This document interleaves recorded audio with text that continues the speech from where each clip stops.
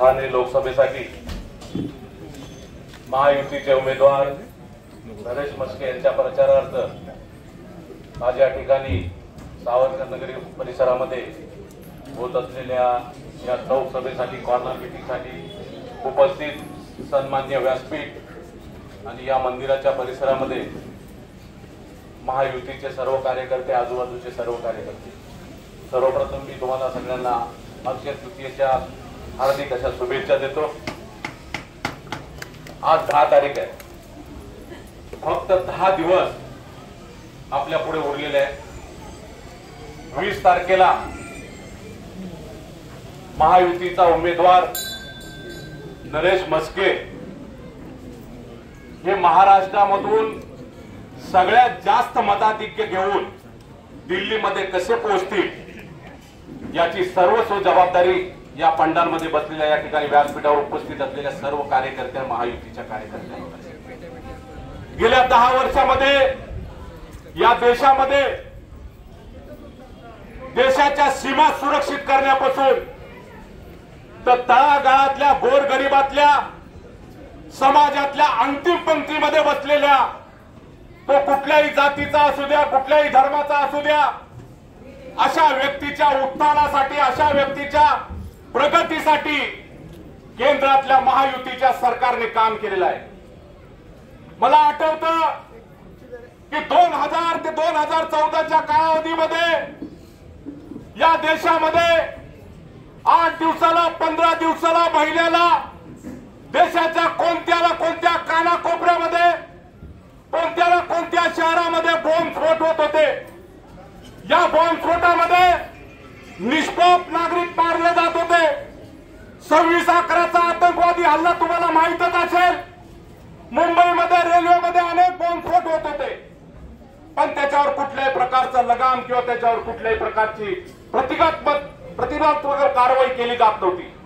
पण 2014च्या नंतर या देशामध्ये राष्ट्रवादी सरकार, महायुतीचं सरकार, या देशातल्या नागरिकांचं संरक्षण करणारं सरकार आलं आणि या देशामध्ये तुम्ही आता पहा, गेल्या 10 वर्षाचा अभ्यास करा, कुठेही बॉम्बस्फोट झालेला नाही। ज्या ज्या वेळी आतंकवाद्यांनी जम्मू काश्मीरमध्ये असेल, उत्तर काश्मीरमध्ये असेल, जिथे आतंकवादी हल्ला झाला त्याच्या विरोधात पाकिस्तानमध्ये घुसून आपल्या सरकारने त्याच्यावर हल्ला करून आतंकवाद्यांना मारले। त्यामुळे आजच्या घडीला आपला देश सुरक्षित हातात आहे।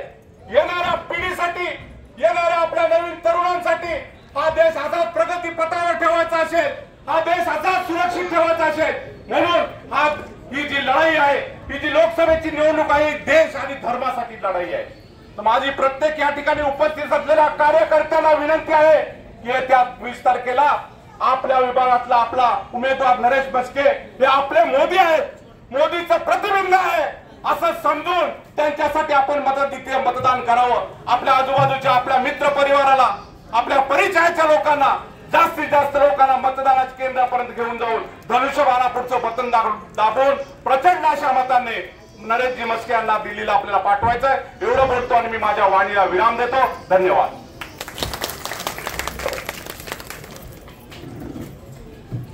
सरकार चालू आहे, या सरकारने या देशाच्या सीमा सुरक्षित करण्यापासून या देशामधल्या तळागाळातल्या गोरगरिबातल्या समाजातल्या अंतिम पंक्तीमध्ये बसलेल्या लोकांसाठी काम केलेलं आहे।